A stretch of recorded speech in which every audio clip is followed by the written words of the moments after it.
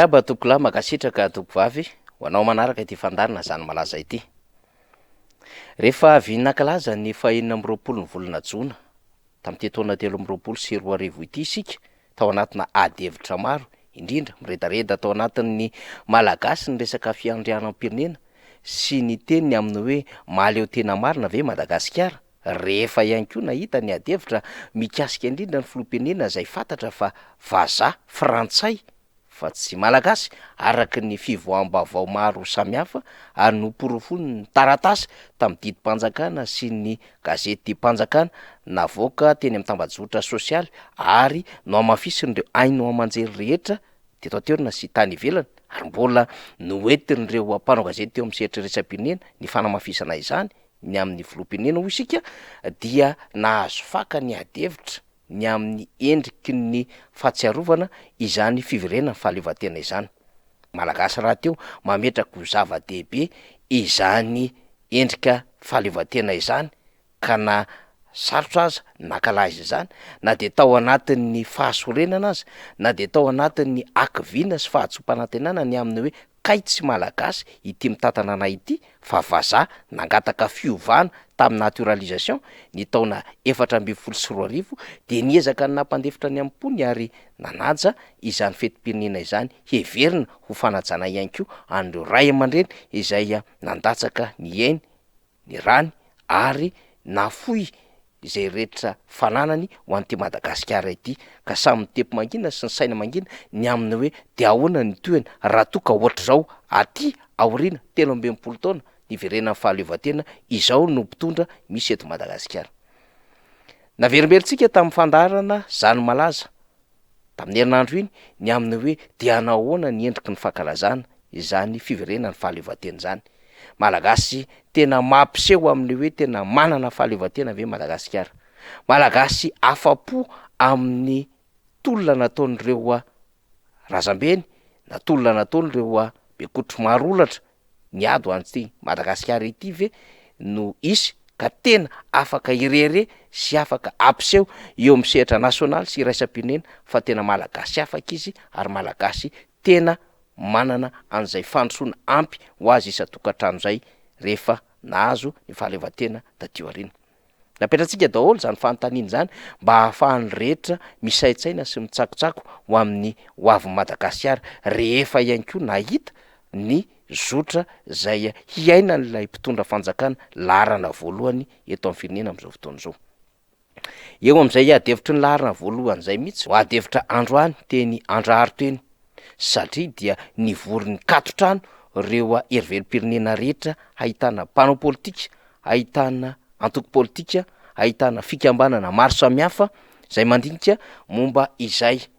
fizakan-jom-pirenena frantsay any Andrajoelina zay filoham-pirenena malagasy izay. Ny amin'ny hoe inona ny fandraisana andraikitra tokony atao, ny amin'ny hoe de hitaza-potsiny ve sa hanaiky izay mety ho fandrebirebena politika amina famonoana hafa ataon'ireo tompona ndraiky mpanjakana samihafa ireo heriverim-pirenena ka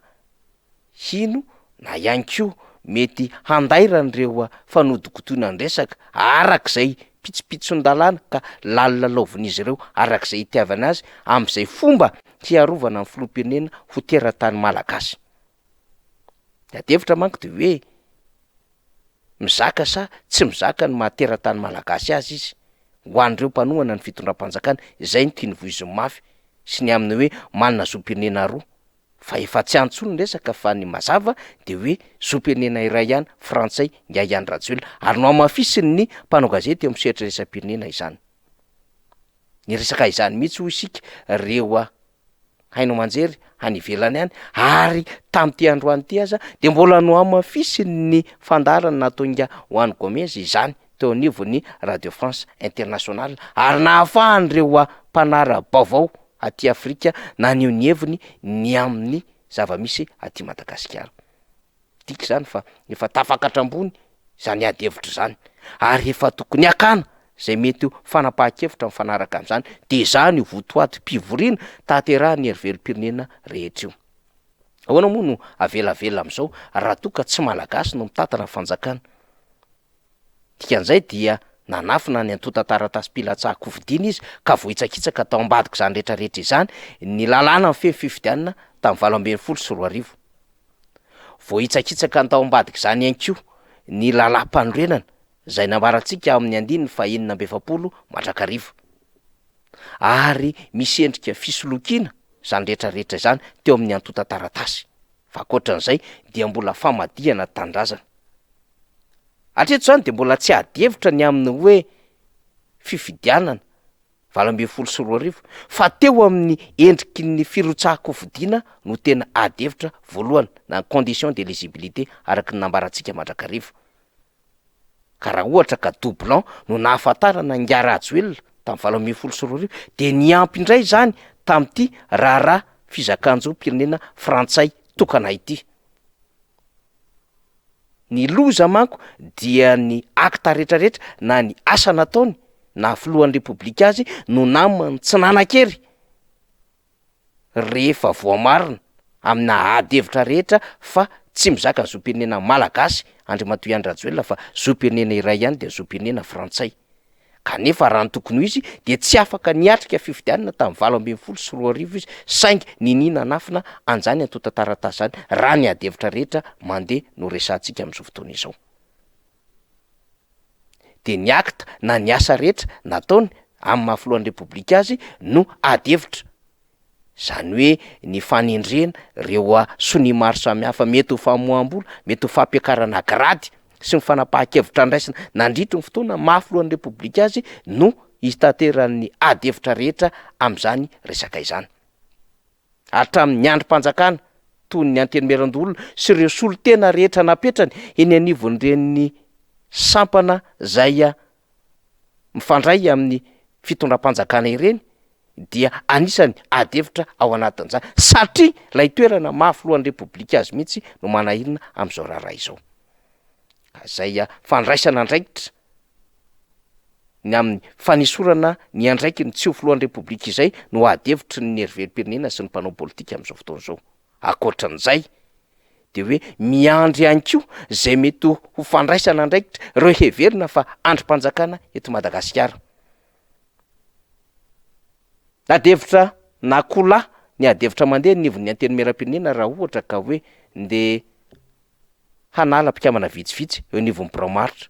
iverintsika fa tsy zany ny tokony manahirana reo solombavam-baoaka fa tia adevitra momba ny fizakan-jo-pirenena frantsay Angai Andrajoelona ity no tokony edikevitra ary manana andraikitra an'izany ny eo nivon'ny antenimeram-pirenena zany hoe adevitra naombala no tokony adevitra tsy manamaivana ny adevitra mandeha nivon'ny antenimeram-pirenena isika fa tehiteny fotsiny amin'ny hoe misy zavatra hafa ambony ny zavatra tokony-bolo idoniana mihoatra an'izay mety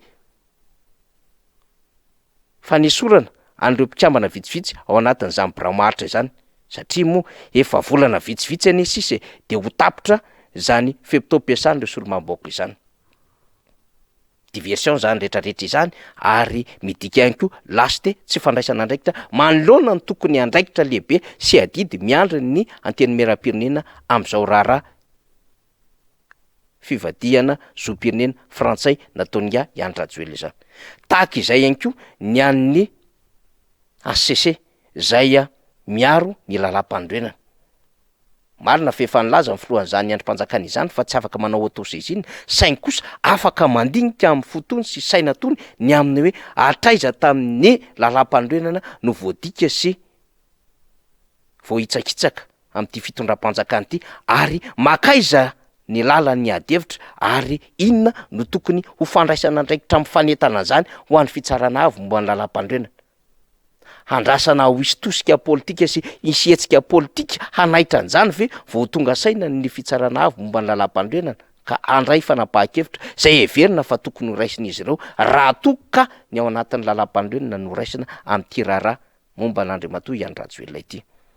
de tahaka izany ihany koa ny seni zay tsara manamarika fa ny filohan'ny seni am'izao fotoana izao de mpikambana tamin'ny ACC teo aloha ka nanaiky ny firotsahako hovidininga Andrajoelona izany anefa ny adevitra lehibe am'izao fotoana izao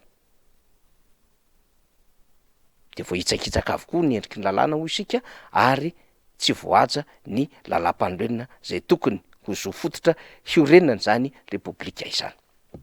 mbola mandeha ny adevitra fa eo am-piandrasana ny adevitra sy ny tsoakevitra samihafa isika dia nametraka ihany koa ny taratasy fitoriany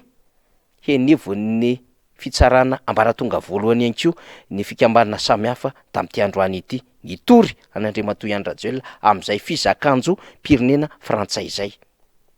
Ankoatr'izay dia misy raharaha mafana samihafa mihodina eto Madagasikara eto dia ny fivoriana ataon'ireo mpampianatra mpikaroka mpampianatra tsy ho ela amin'ny herinandro ambony io ka anao assemblée générale na fihaonam-be.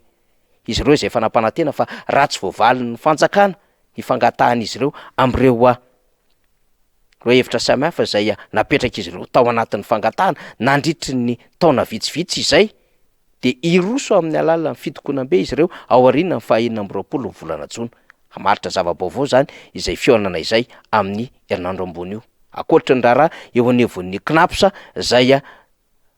fomba iray na ahafahana nanagatra ny tale général-absoluteur voalaza fa nisy izay